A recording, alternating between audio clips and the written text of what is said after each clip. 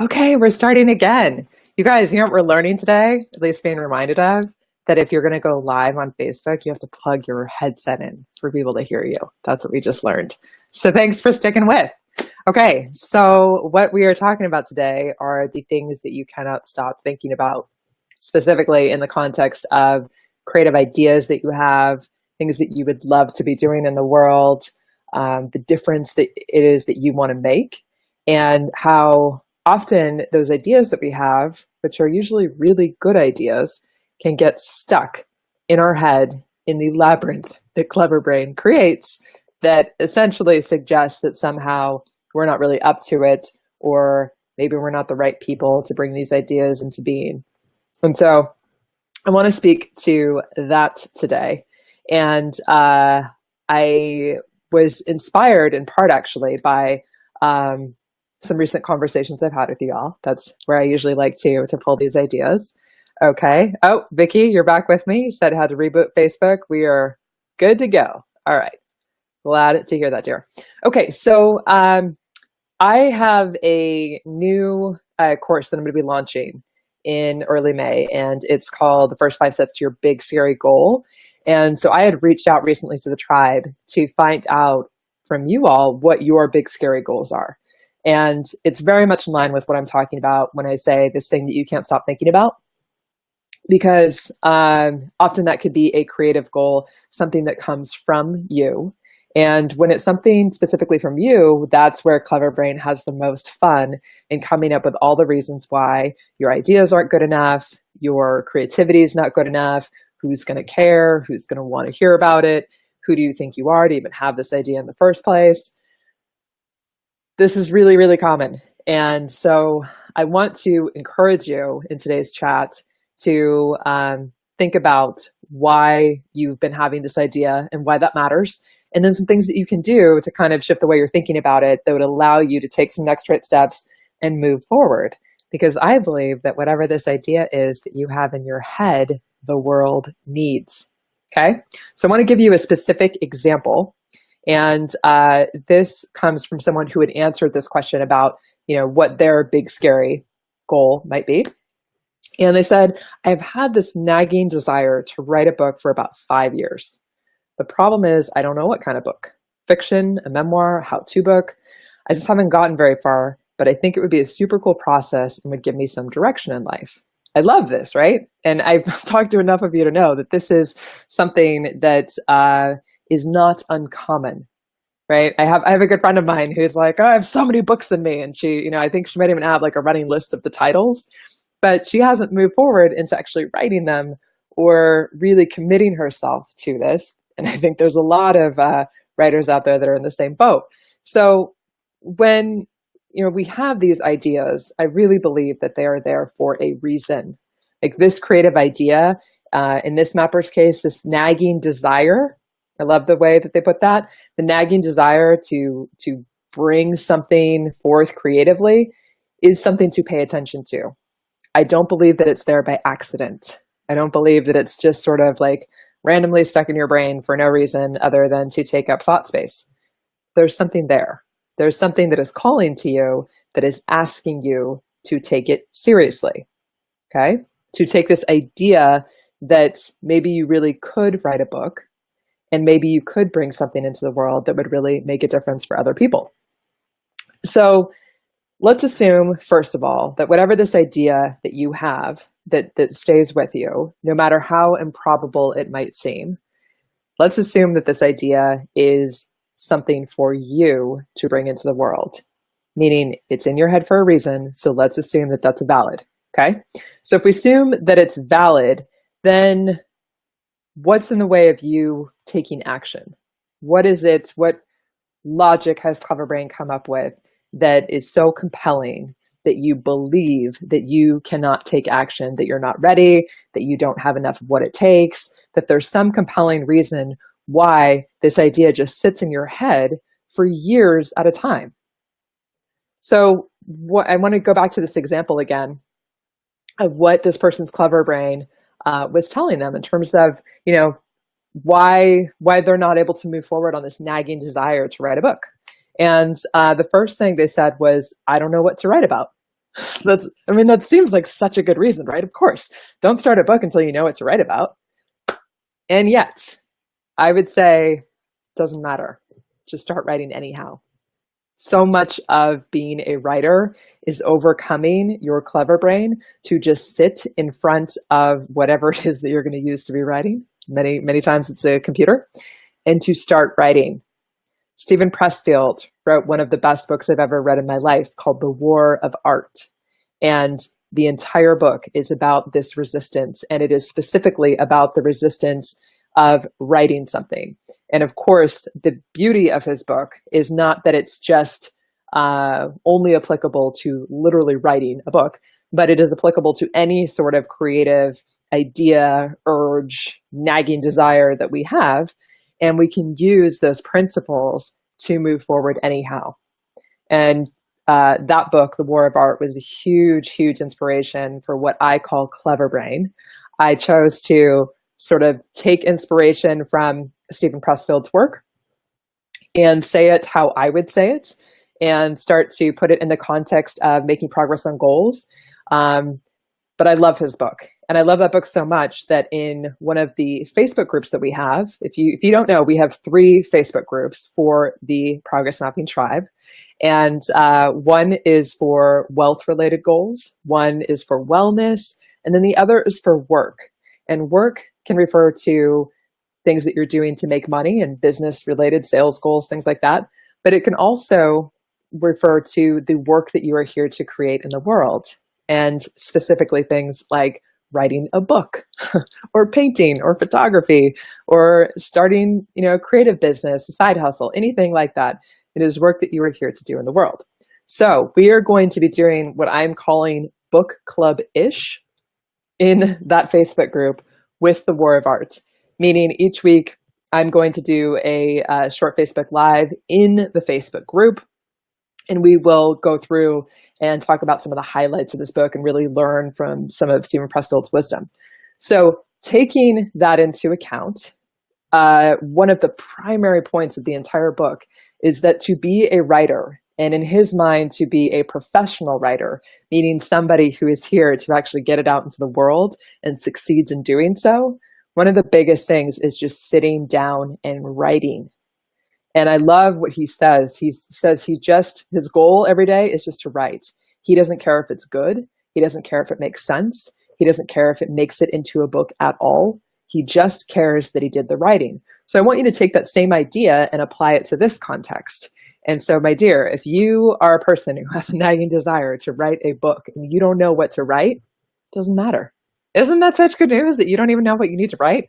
All you need to do is just to sit down and start writing. And then there's victory in writing. It could be total shit. In fact, Anne Lamott, who's one of my writing heroes, wrote an incredible book called Bird by Bird. It's one of my favorite books on writing. And one of the primary points that she has in that book, that is echoed by people like Brene Brown, who don't we love Brene Brown, is the idea of employing what she calls the shitty first draft. And it is just words on the paper. It's just getting it down, okay? So again, this concept is obviously brilliant when it comes to writing a book, but it doesn't have to be literally writing a book. You can take this idea of just starting and just creating and just writing and just doing a shitty first draft for whatever creative endeavor you have, anything that you want to bring into the world. So the other clever brain logic that this person had shared is, I don't know the process of writing a book. Pretty sure you don't just start at the beginning and just start writing, right? Because that would be like way too simple, right? The clever brain, what I can tell about this person is that they value excellence. They value doing things well, doing it the right way. And that is something that I certainly understand. That is a huge value of mine. I always want to do it right, do it well. And yet that can get in the way of us doing it at all. So what I would encourage this person and anyone else is that, if you have this, I don't even know what I'm doing. I'm pretty sure there's like a right way to do these things. And I'm sure that I don't know that right way. That may be fine. Again, maybe you don't know it yet. It doesn't have anything to do with you starting and you building a practice of taking action on the things that are important to you and the creative ideas that you have. Really, really key. That the hardest part often is just getting started. But once you're starting, once you're writing, once you're creating, once you're taking action on whatever that is that you want to bring into the world, then you can start to tweak. Then you can learn as you go. You can start again as often as you need to. You will be learning in the process, and you will be building the muscles that you need while you're taking the action. So it's really important that you don't listen to your clever brain, that you need to know what it is that you're creating and that you need to know how to do it. Those are two things that stop us most every time. And I promise you, you don't need to know how. Okay. And then the other point that I love that this mapper brought up was, is the story even compelling enough to tell? Oh, this is where a clever brain loves to have a field day with the who do you think you are? Why do you think anyone cares about what it is that you have to write? Why is your story important enough? And all of that. Okay. Here's the beauty about humanity and about the fact that we have 8 billion or so people on the planet, and the miracle of technology and the internet and how so many billions of people are interconnected. There's enough room for your story and for whatever it is that you want to create, for that to be compelling and meaningful and for it to matter to a lot of people. I promise you, we would not be having this conversation right now if I had listened to my clever brain, who said when a couple years ago, when someone suggested, oh, you should create these pieces of artwork to help other people reach goals. And my clever brain was like, absolutely not. That's stupid. Why would anyone do that? And I think I'm pretty sure I said this out loud. Like, why would anybody pay for my artwork when they could just pick up a pen and draw some things on a paper and then color it in? It's fine. And I remember my friend saying, no, you don't actually get it. No, people don't necessarily do what you do so easily. Or even if they could do it themselves, they don't want to. They want you to have done it for them and provide them with a tool that they can pick up and use and be ready to go. Okay, my clever brain fought me at every single stage of this process, and certainly fought me when I decided to start coaching people and having conversations about how to use these tools in a more impactful way. Every single time I have had to sort of set aside my clever brain and its whole loud narrative about what people want and what people don't. Okay, you are not here to judge your story. You are not here to judge the quality of your art. I have said it before, but the most popular progress map in my store at mapperprogress.com is the 150 swirl vortex. That is my least favorite design. It is a design that I don't like very much, to the point where I almost did not put it up on the site. And I remember having that conversation with myself, like, I don't really like the shape. It's not really my thing. Maybe I shouldn't put it up. But then my quiet voice was like, well, just go ahead and put it up. It's fine. Just sort of casual, like, no big deal. It's whatever. It's just another page on the site. Yeah, that's my #1 best-selling design, y'all. Okay, this is what I've learned. It is not your job to judge your creativity. It's not. And it's arrogant when you do. It's arrogant because when you judge your creative work, that which you are capable of bringing out into the world, you deprive somebody else of having it. Okay? There are thousands of people around the world that I know of, and I'm sure there are many thousands more that I do not know of, who have been positively impacted by my artwork that I didn't think was very good, and by the design that I hated. So please, I implore you, do not judge your own art. That is not your job. Taz is saying, Amy, thank you for not listening to your clever brain. I love the vortex. Thank you, dear. I appreciate you. Yeah, that's the point, is no matter what it is that you want to create, whether it's a book or it's a business or it's a piece of art or it's a course, like, it doesn't matter. There's somebody out there that's going to value it. And, I think I don't know, this example just came to my head, so I'll use it. But remember the TV show American Idol, and how there'd be the whole Simon Cowell effect, and people would get up there and sing their little hearts out, and then he would say these like really mean things that was sort of just like clever brain out loud, and then these people would be crushed. And it's like, I get his point, and yet if writing, if creating, if helping people in a certain way is what lights you up, and that's what makes you feel more alive, there is a place for you in the world to do that.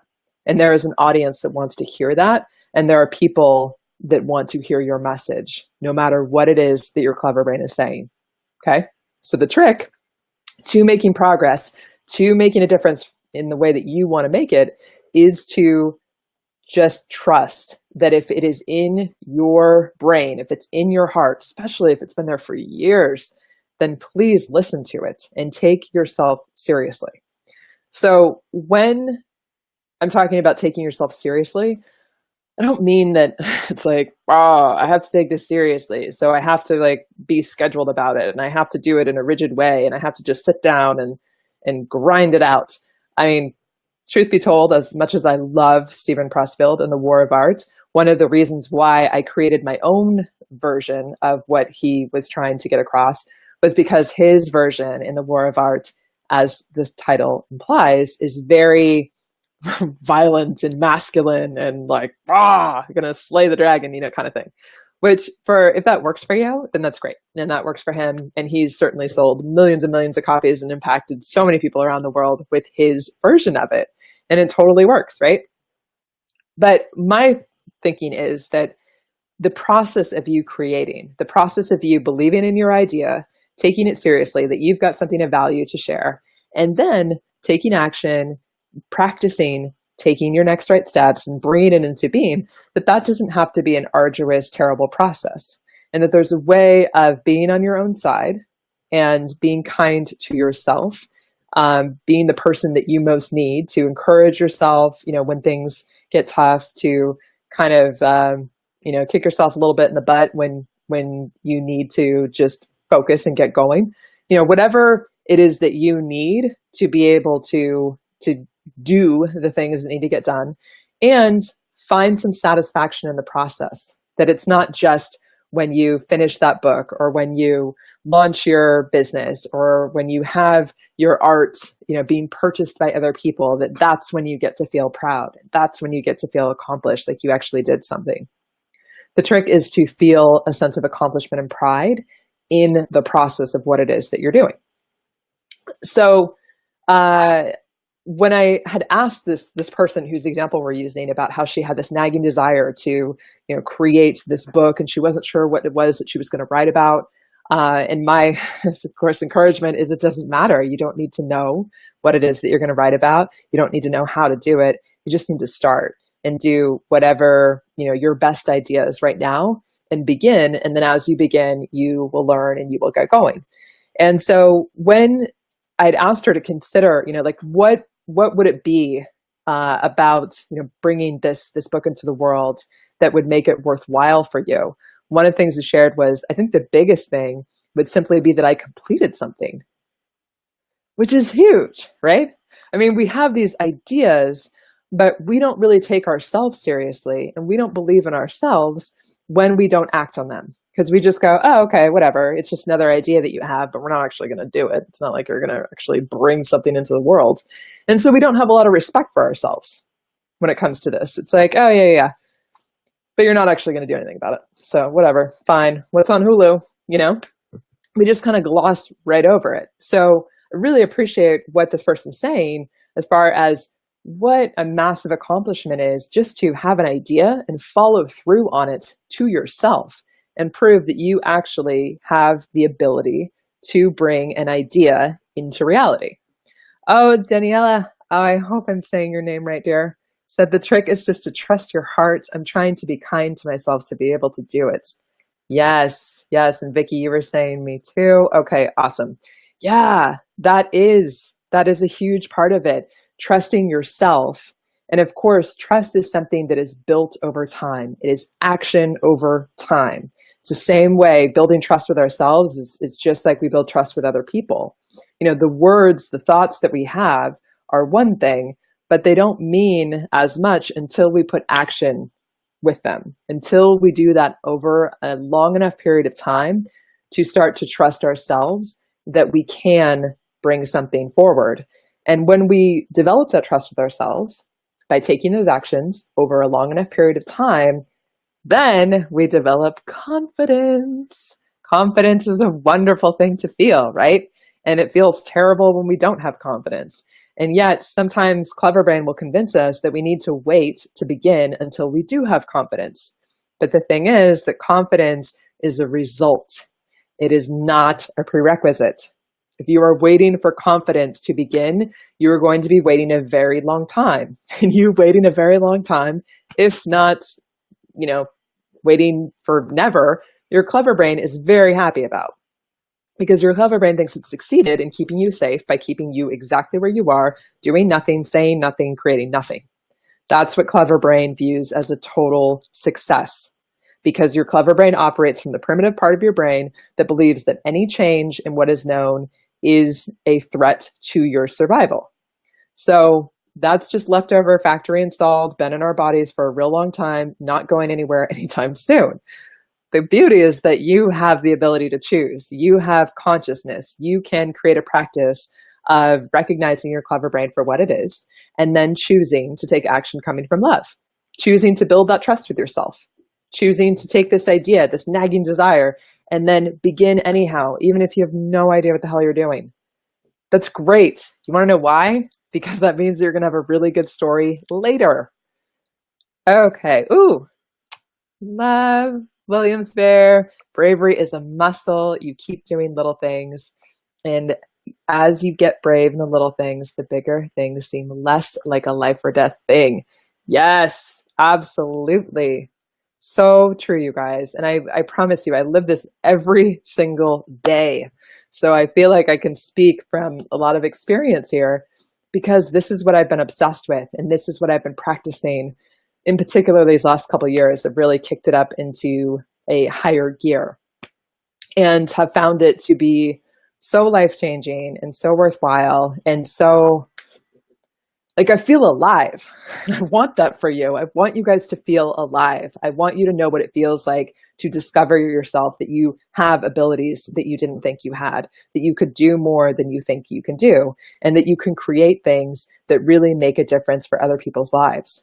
And these are people that you may have not met yet or even conceived of, or in countries that you're like, what? Australia? I got so many people in Australia that are in this tribe and getting so much out of this, and that still blows my mind. You know, when I started this, there was no part of my brain that was thinking, you know what, you're going to be real big in Australia. Absolutely not.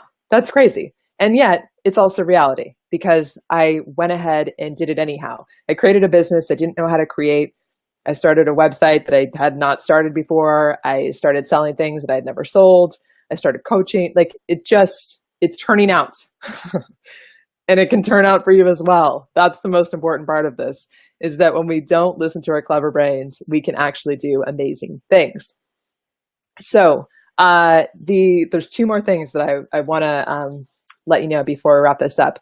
This is, again, we're using the words from this person who, the example we've been using as far as she had a nagging desire to write a book. And when she was thinking about, you know, what would make this worthwhile and what she would imagine if she were to actually do this, she would say that the second big thing would be that I would let myself be completely vulnerable in the editing process. Ah, yes, this is something that requires a lot of courage when we create something from our own soul and then put it out into the world. And when we do that, then we allow it to be judged. And even in the context of what she's talking about, the editing process, that is something where she's, you know, will likely have somebody, if not a professional editor, somebody there, excuse me, to be helping her take her message and what it is that she's creating and provide an additional perspective to help her see how it's landing. Because creativity for the sake of creativity is a wonderful thing. But then creativity as a communication is another thing. When we're trying to communicate with our creativity, then we also get to have a consciousness around how we are communicating and how that is landing. You know, we can't control what somebody else thinks or feels when they witness or receive what it is that we've created. That's not our job. But we can have an awareness for, are we being clear? Is this something that is coming across to the type of people that we most want to connect with?